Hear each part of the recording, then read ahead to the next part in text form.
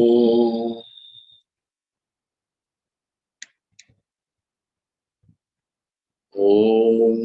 यो ब्रह्माणं विदधाति पूर्वं यो वै वेदांश्च प्रहिणोति तस्मै तं देवमात्मबुद्धिप्रकाशम् मुमुक्षुर्वै शरणमहं प्रपद्ये। ॐ शान्ति शान्ति शान्तिः। ॐ नमो ब्रह्मादिभ्यो ब्रह्मविद्या संप्रदाय कर्तृभ्यो वंशर्षिभ्यो महद्भ्यो नमो गुरुभ्यः। सर्वोपप्लवरहितः प्रज्ञानघनः प्रत्यगर्थो ब्रह्मैवाहमस्मि ब्रह्मैवाहमस्मि।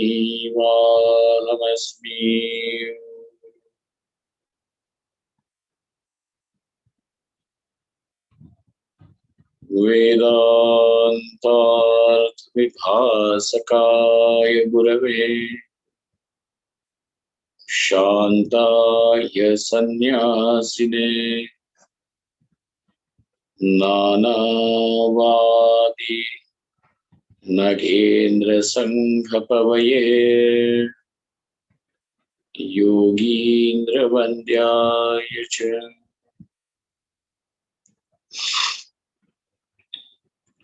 मोहध्वान्तदिवाकराय भगवत्पादाभिधां बिभ्रते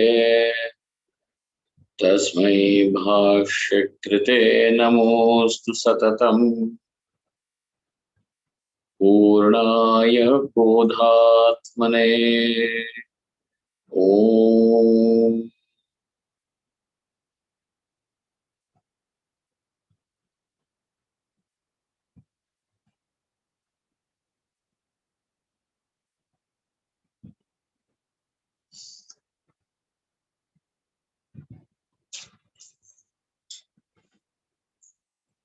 in the verse number 17, which is Avinashi tu tadvidhi yena sarvam idam tatam.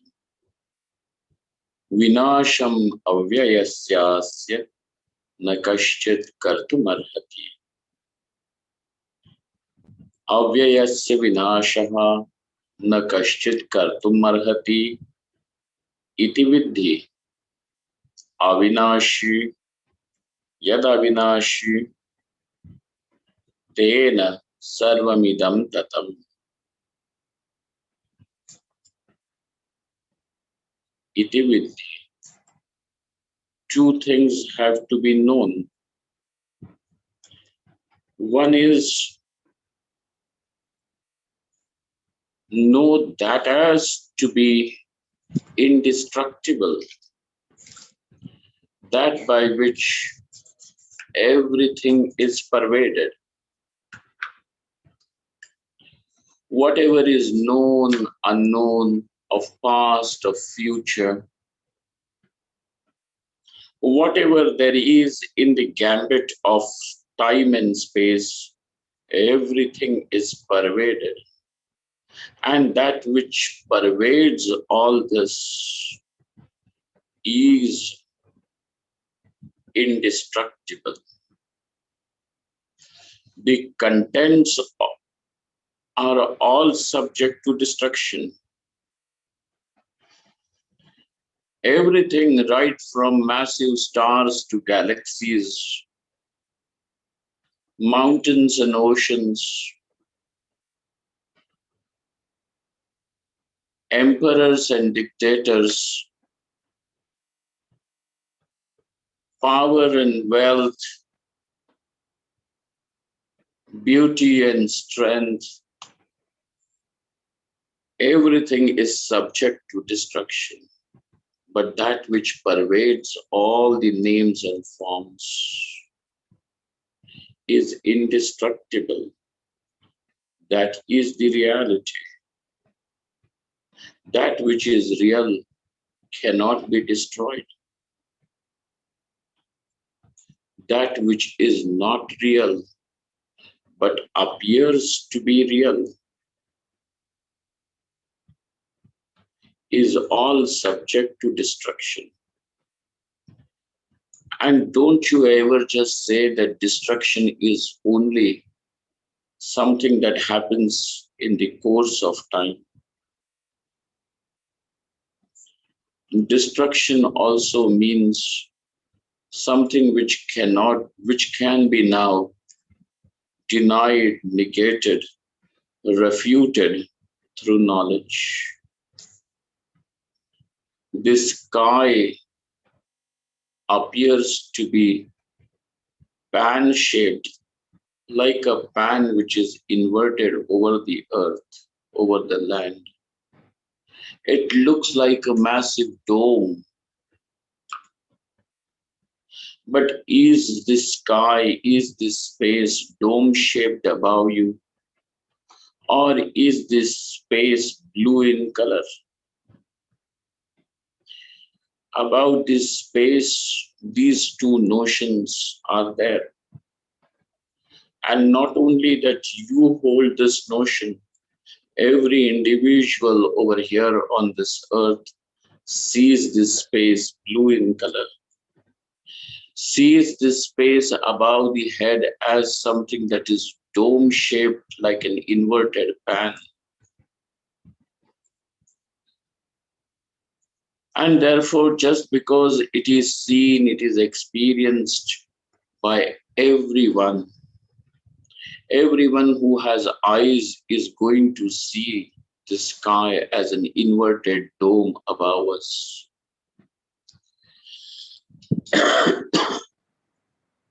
And if you are going to decide what the fact is, just because there are a number of people who are going to endorse a particular view, a particular opinion, is that number going to determine a fact? A fact is not something which is determined by number. Fact will be verified, fact will be determined, will be ascertained only when you are going to employ the valid means of knowledge.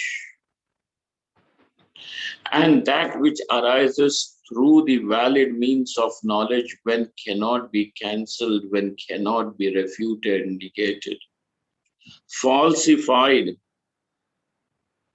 then it is a fact. The sky appears to be round in shape because this is a proof of earth being round. It is not a proof of sky being round, dome-shaped above the head. It is just a proof of earth is round. It is not a proof of sky being dome-shaped. We can have poetries and paintings of the dome-shaped sky above the head.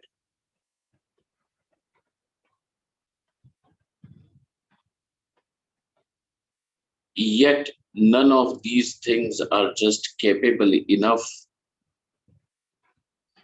to cancel, to falsify what now comes to you through the valid means of knowledge. And therefore, now your eyes are not just the appropriate pramana to determine whether the space is dome-shaped or not. In fact, they have lost their status of being the valid means of knowledge because they have reported something that is not right, that is not true. Therefore, the eyes in this case, this present case, have lost their status of being the pramana. And remember, for thousands and thousands of years, ever since the scriptures are there with us, including the Nayayikas, all of them have said that the sky, the space does not have any shape, any color.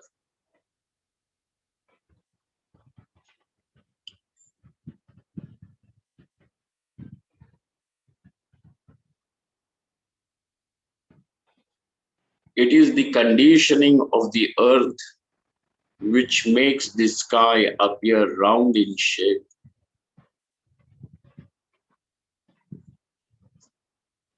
Sarvamidam tatam, so that what is real cannot be determined by number. And therefore, over here, you will find in Vedanta, none of these teachers are in favor of raising the number of followers.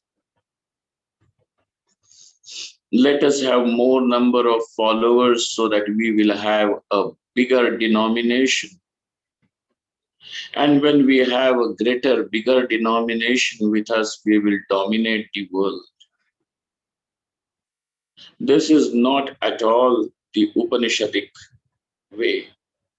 In fact, the Upanishad or Vedanta will always emphasize on one thing and that is, we want to know the fact, and the fact cannot be determined by number. It will be ascertained only through the valid means.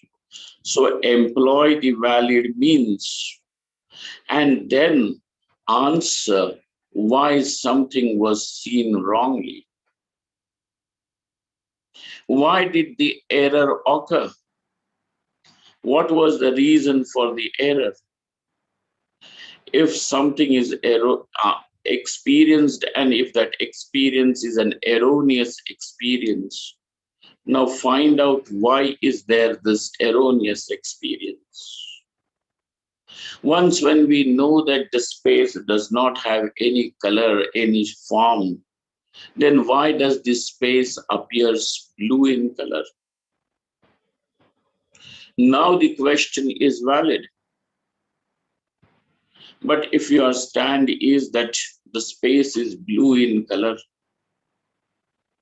because so many people, every individual who has eyes sees it blue. The reason for one to experience the sky, the space as blue is because the light filters through the tiers of atmosphere before it reaches the earth. And that is what makes the blue color of the sky. Another thing is that because our eyes have a threshold, the eyes will be able to see something up to a point and thereafter it diminishes. The details will be lost. Because of these conditions, the sky appears or is experienced as blue. The error is also now understood as why there is an error.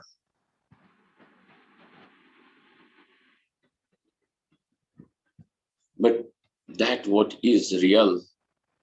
Now, therefore, to determine, we will require a different thing. It is not that it is someone's faith, someone's feeling, someone's inner voice, someone's gut feeling. No, sir, these are not the things through which a fact will be ascertained. We have to be very careful, because here you are not going to find the excitement of dominating more and more people with your opinion, because knowledge cannot be anybody's opinion. Knowledge simply belongs to those who understand it, those who have it. But you will find that more and more people are simply interested in convincing others with their opinion.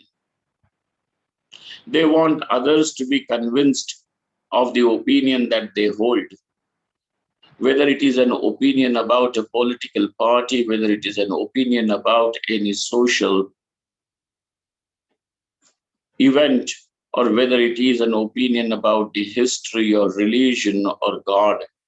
People are simply interested in pushing their opinions down somebody else's throat. And when the other party now accepts your opinion, now immediately he belongs to your camp. So now your camp has become powerful with one more addition. It gives an excitement, an excitement of triumph over others, an excitement of dominance over others. This is all what lies behind the whole scene of convincing, converting others. That what is Sat is altogether different. And Shri Krishna Bhagavan says that which is Sat is indestructible, and that which is indestructible is something that pervades everything.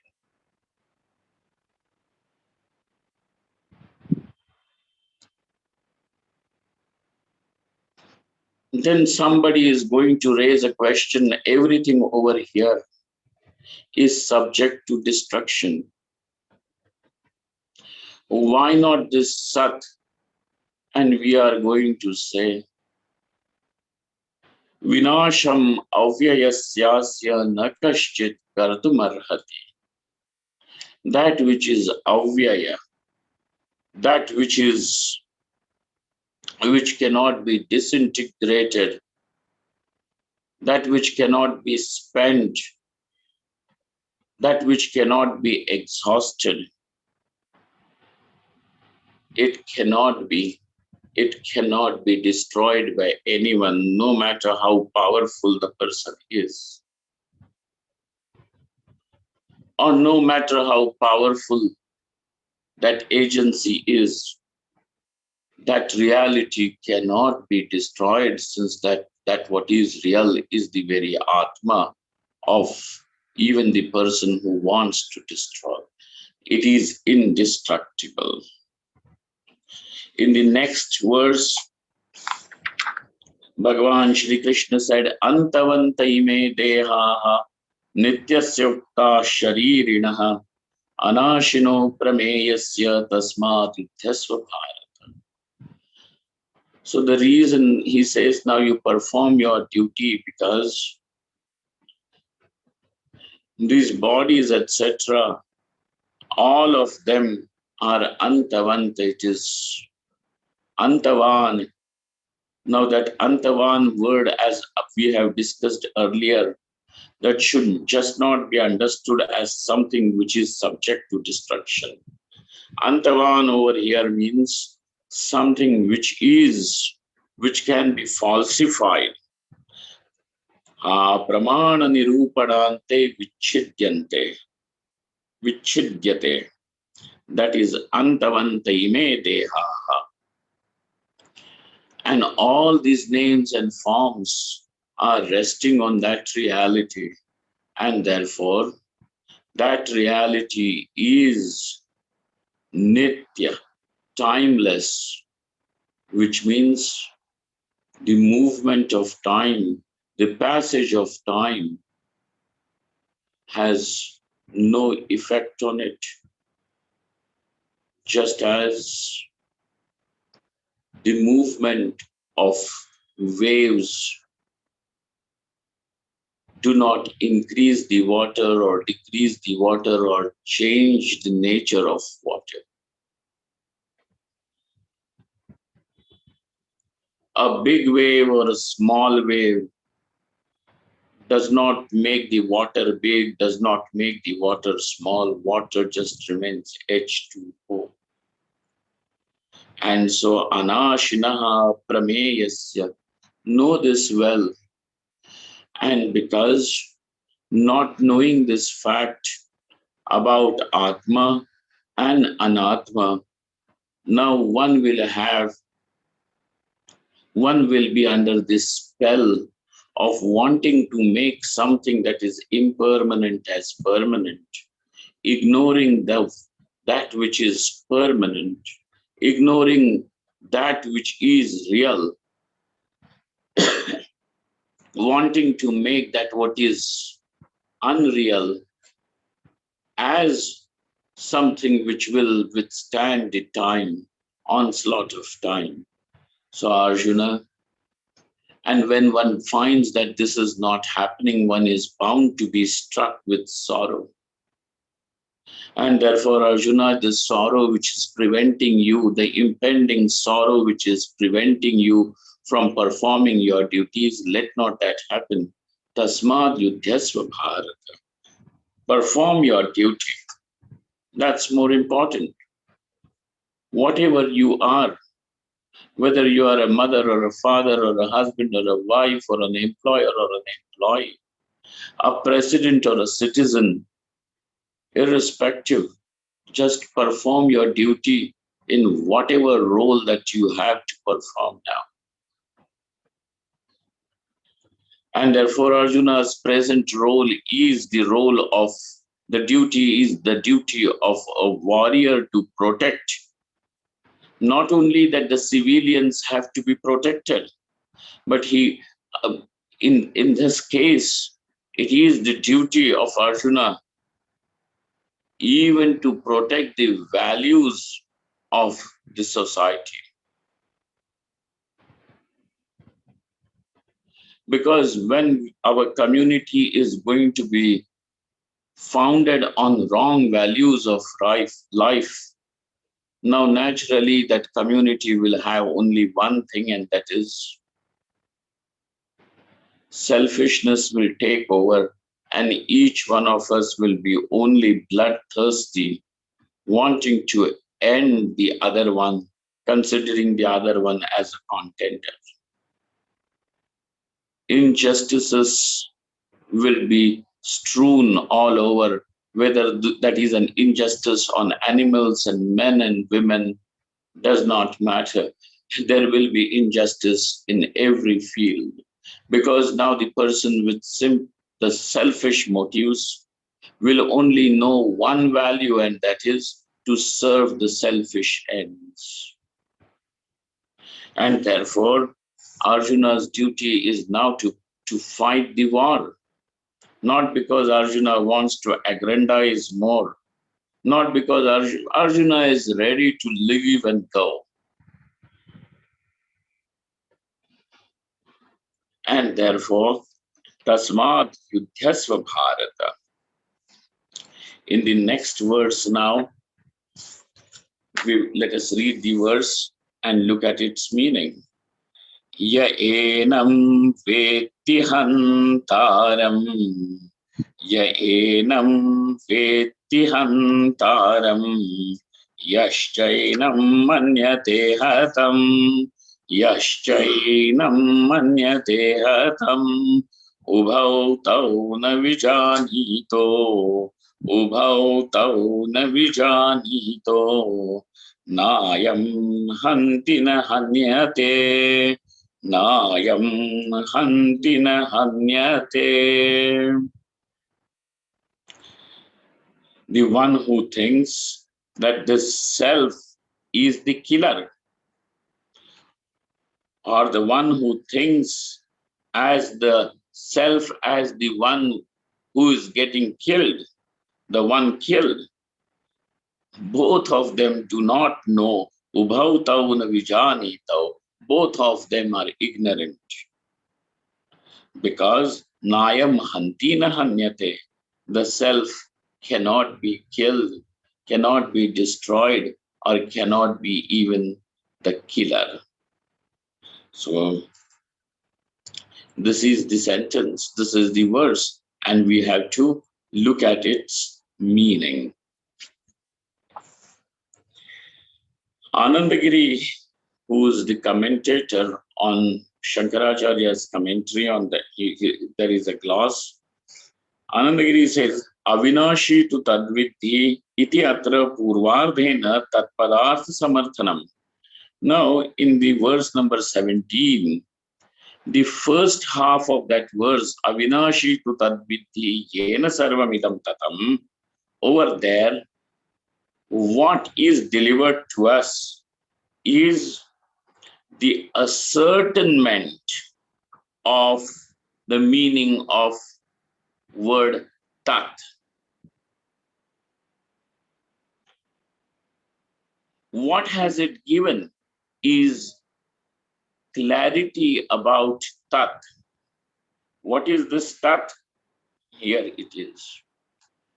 If anyone ever asks you that please tell us what is Vedanta in a very encapsulated form, we will give it to you in the most crisp, encapsulated way.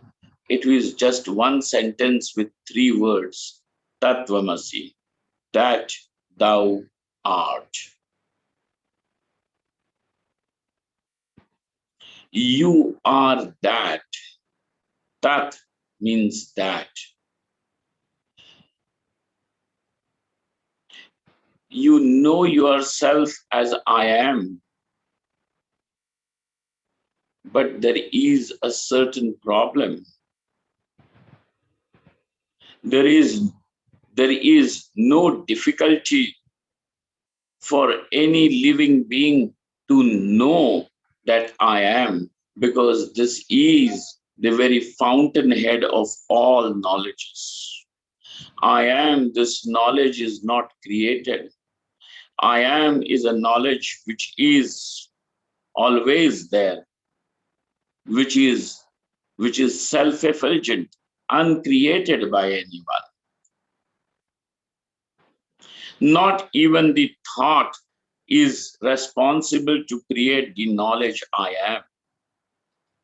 Because without being me there, even the thought I am will not be known. So my presence is self-evident, self-illuminous, Swayam Prakash. That is what I am. But this I is confounded with something that is not I, is confused with something that is not I.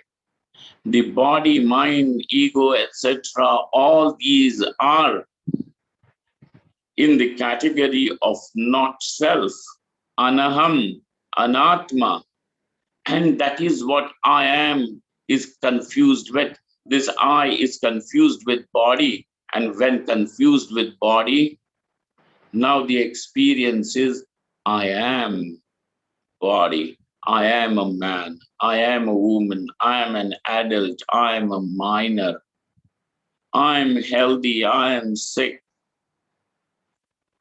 so on and so forth. When this I is confused with mind, now I am delighted, I am depressed, I am intelligent, I am unintelligent, I am foolish, I am silly, I am smart, I am smarter. And somebody who has an extraordinary ego is going to say, I am the smartest. There is nobody compared to me, nobody who can be compared with me. So here it is confounded with all that is not I, not the self. And therefore, first of all, we need to ascertain the meaning of word I, which is indicated by the word you in that sentence. Tat Tvamasi, you. And there is another word, and that is Tat, you are that. Now, by the word that, what is meant is that what is complete, what is Purna. That what is the ultimate reality of everything, and that is what is the true meaning of I. This I is not a feeling or just a thought, a cognition limited to the body, mind, and senses. This I is infinite and therefore is Purnam. In knowing that this I is Purnam, the quest for fulfillment comes to an end, because one now discovers that he is already fulfilled. And this fulfillment is not because of anything. This fulfillment is the very nature of this self that I am. You don't have to become the self, nor are we saying that you will become the self. That is what you are. And what is then required is now only to know. We are not saying that we will change you, you will be transformed, you will become divine. No, sir. The thing is that that is what you already are. You are what you are truly looking for. Don't tell us that you are looking for a girlfriend and a boyfriend and more money and a bigger house and more popularity and few more likes on Facebook. Don't be silly. What is it that you are really wanting? And that wanting is that one simply wants to be fulfilled, satisfied. One wants to discover this completeness about himself. And even when one is struggling to make himself acceptable to others, is only because he feels that he is incomplete without others accepting him. And therefore, look at the whole struggle. All our life is a struggle to be complete. Whether one says that he will discover his completeness by becoming a religious person, whether one says that he will discover he will be fulfilled and complete if he has political dominance over every single individual of this world. These are all too childish, because one has really not gone to the depth to question what is his real strife, what is his real struggle.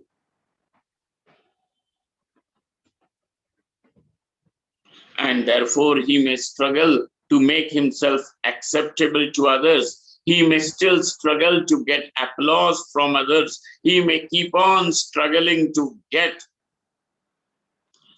approval of others, whether that you are seeking of an approval and appreciation through the brands that you wear, the language that you speak, the way you, with your manners, with your political opinions, religious opinions. This is way far childish. But ask, why do you want it all? And the answer is, because without which I feel that I will not be complete.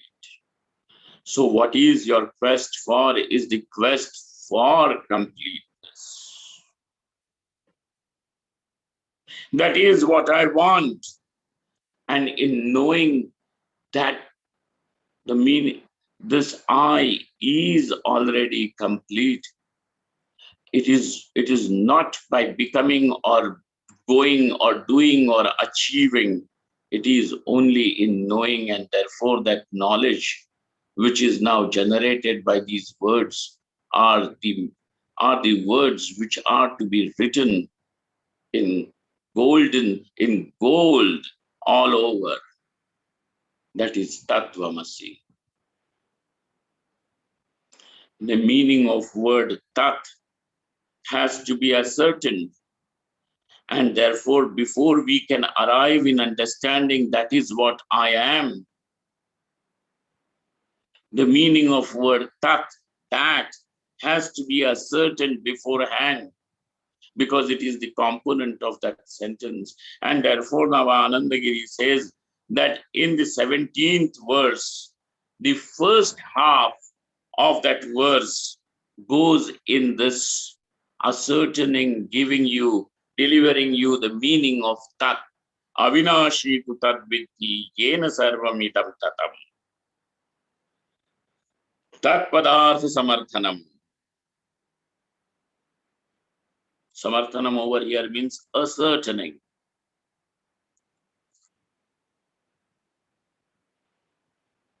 With certainty, because knowledge without certainty does not work as knowledge.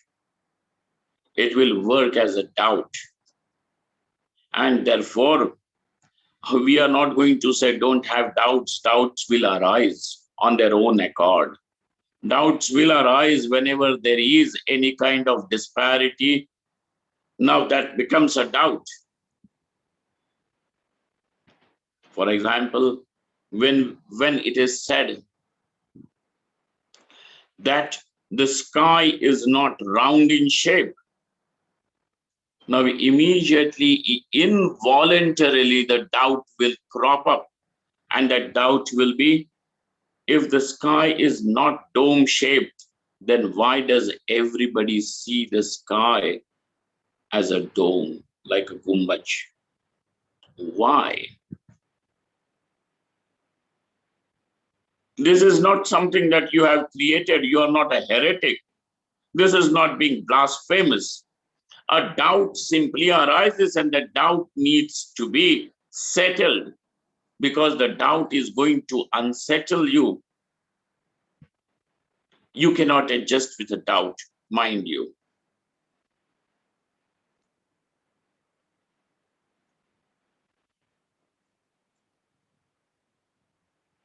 To try and settle the doubt with just faith, etc., is a very lame, is a very inadequate method. It does not work.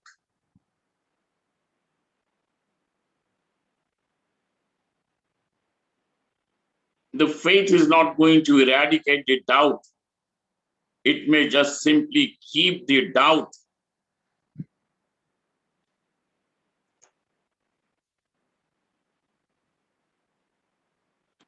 under the bed. And that is why all the demons are under the bed, hiding. The moment you switch off the lights, they will all emerge from under the bed.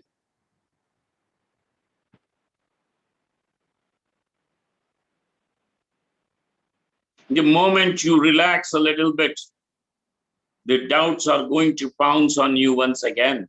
Therefore, the doubt is not something which will be resolved through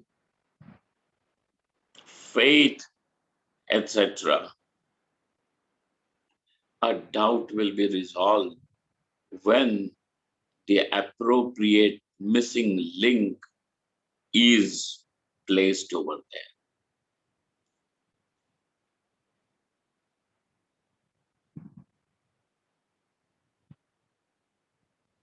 The space appears to be round like a dome is because the earth is round in shape, and therefore the roundness of the earth now is what is making the space appear round around it. That is the reason why we see this sky as round. If the earth was to be flat, we would have seen the sky as parallel to the ground. Just a missing link needs to be kept over there. The missing part of that jigsaw puzzle needs to be set in. And that is what that process is. And this process is what we call as contemplation. Therefore, contemplation is a little different. Mananam is different from concentration. Of course, over here also, the energy needs to be focused. You cannot be with a distracted mind, with divided attention. One will have to funnel in all the energy together. Exactly. So over here, the doubt needs to be resolved. So the first half is ascertainment of the Tat Pada.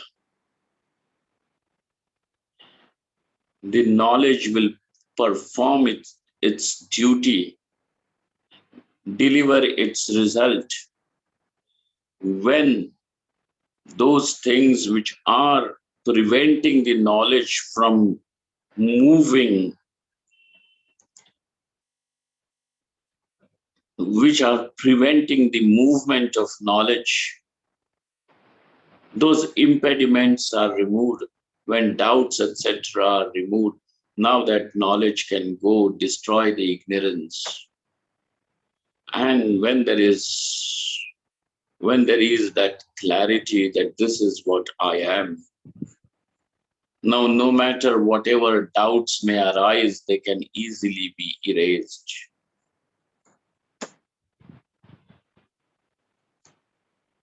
And that is why the teachers who have a certain knowledge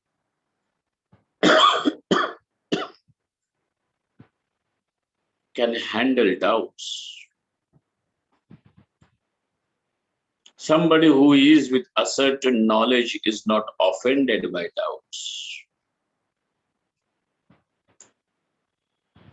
Those who are offended by doubts are simply living with an opinion. And if they are comfortable with that, we are not going to disturb them.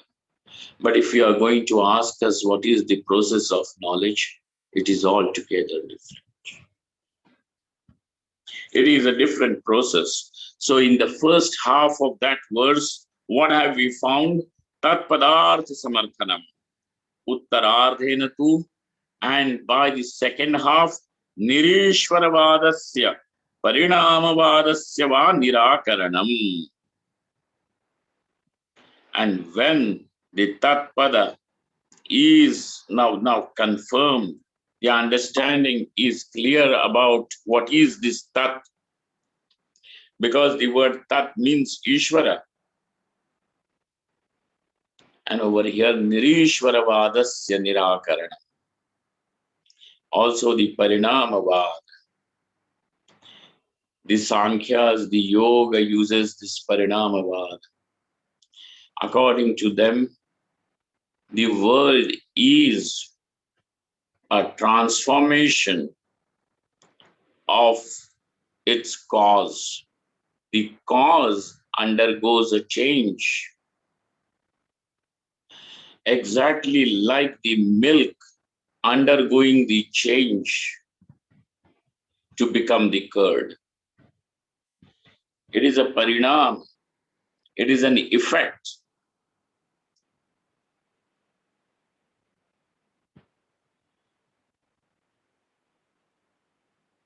And Vedanta says the whole world is nothing. But not even parinam, all these names and forms, along with its cause and effect relationship, is actually only an appearance on this consciousness. us. And so, by the second half of that verse, these are the two things which are refuted: Nirishwaravad and Parinamavad. Nirishwaravadasya Parinamavadasya va Nirakarana.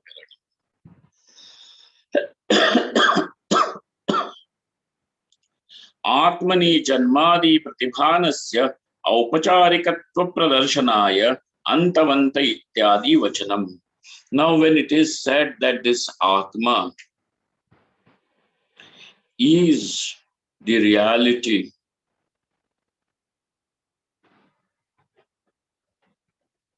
then naturally the question comes, then what about Anatma? What is the status of this Anatma?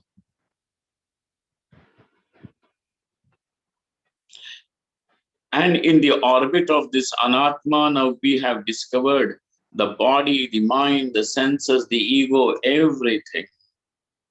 This is by the virtue that it is the subject, or by being, what do they call? By being the object of knowledge. It is something which is known. It is something that is known. And something which is known is not knowledge. It is the object of knowledge. Exactly like in the way that something comes into a well-lit focus of light. The object is seen and then move it away from that light.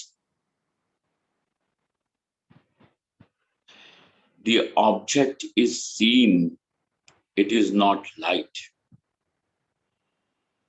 The light is something which enables you to see the object.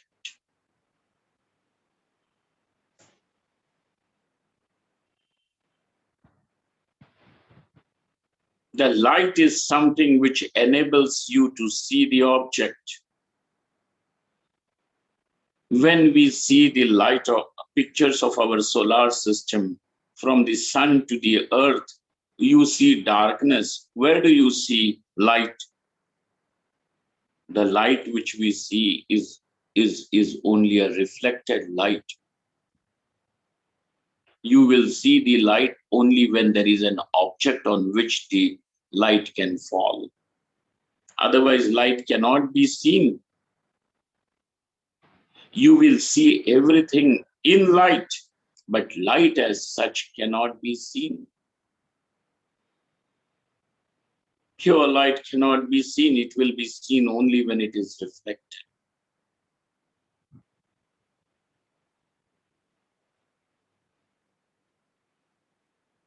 So also in the light that this knowledge is, the consciousness is, the ego is seen, the body is seen, the transformations of this ego and body and everything is also seen. It is seen, and by that virtue, it is not the light, it is not the consciousness. It is only the object of consciousness. Now, this is an hint for all of us even to understand, as when you say a person is conscious or unconscious, what exactly is happening. Let that be a part of your own contemplation. But Atmani Janmadi Pratibhanasya, now when it is said that this Atma is therefore not subject to any transformations, any changes, because a change ultimately means that that object will be disintegrated, destroyed. That's the final stage of the change, till it becomes another object. Now you cannot call a flower a flower when it has changed into a fruit. The flower has destroyed, it has changed so much that it has become a fruit. That is the reason why you are not going to say a caterpillar is a butterfly. A butterfly is a butterfly. The caterpillar has undergone a total change, and it has changed so much that the caterpillar is destroyed. A butterfly is born. A flower is destroyed. The fruit is born. The final change is total destruction. So destruction and birth are two sides of the same coin.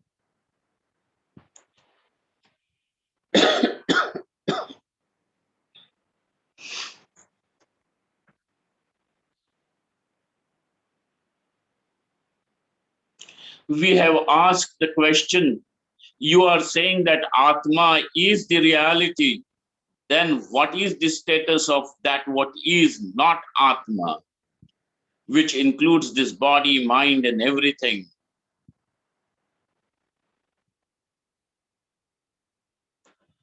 To tell us what it is, the second half, the 18th verse has come forth.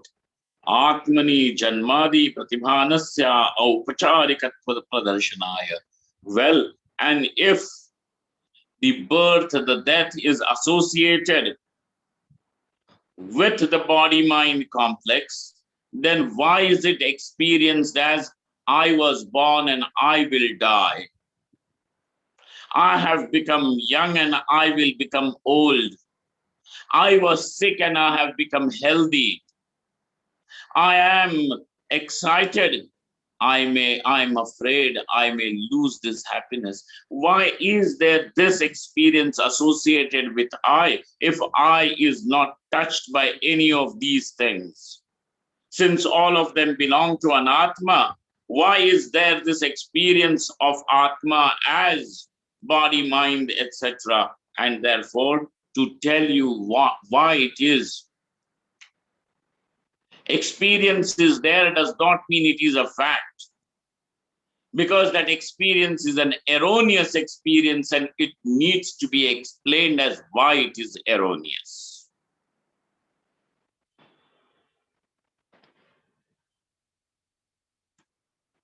In general, people have an understanding that when you have some experience, which means it is a fact. No, sir. Yathartha anubhava, ayathartha anubhava, we will have experience of two kinds, which means knowledge, erroneous, and that which is knowledge, error and knowledge. Error is also experienced. Just because it is experienced does not make it a fact, makes it a fact. It cannot make it a fact. And so, to Atmani Janmadi Pratibhanasya Upacharikatva Pradarshanaya Antavanta Ityadi Vachanam.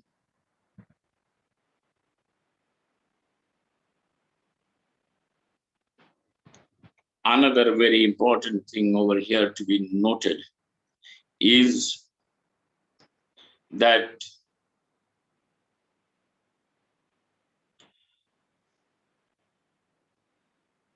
one is going to say, well, whatever is being spoken by Sri Krishna over here, you are calling it the song of God. You are calling it as the song of God, Bhagavad GIta, Bhagavata GIta, Bhagavata Gitam, Bhagavad Gitam. And when it is made into, added a Stri Pratyaya to it, it becomes Bhagavad GIta. Gita, a song of God. Gita Shastra, not song about God, a song sung by God. Gita Shastrasya Utpreksha Moolamatratvam. Now somebody is going to come and say that this song, that this Bhagavad Gita or whatever is being spoken by Sri Krishna is only a speculation, perhaps an hypothesis, maybe a theory that Sri Krishna is presenting, unproven. And therefore, in order to remove such kind of notion, now Bhagavan Shri Krishna steps forward to show you that this is all pramana bhutam. How? That it is pramanikam. That it is something that has come through the valid means of knowledge. And the valid means of knowledge to know the colors and forms is eyes. Exactly like that, the valid means to know what the reality, what Brahman is Shruti. And therefore, now he presents us with the Shruti in the next two verses. The next two verses are almost, they are the quotations of Kathopanishad with a little alteration that Bhagavan Shri Krishna brings to show that whatever is spoken is the prama, is not utpreksha. It is not a speculation. It is no one's imagination. It is not a proposal. It is not a hypothesis.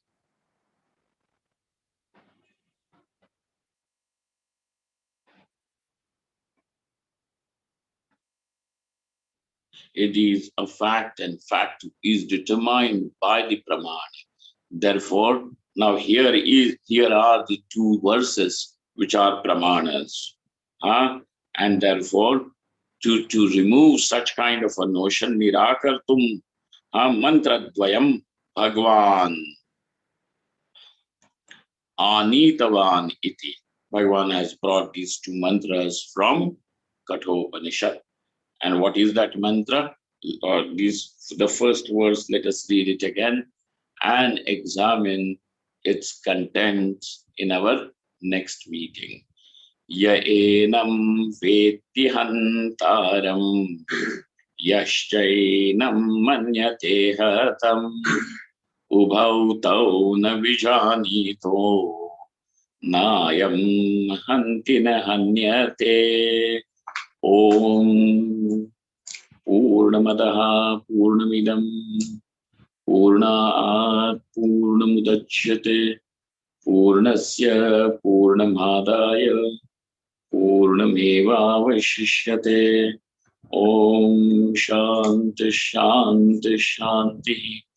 Shankaram Shankaracharyam Keshavam Badarayanam Sutrabhashritau Vande Bhagavantau Punah Punah Ishvaro Gururatmeti Murti Bheda Vibhagine Vyomavad Dehaya Dakshina Murtaye Namaha.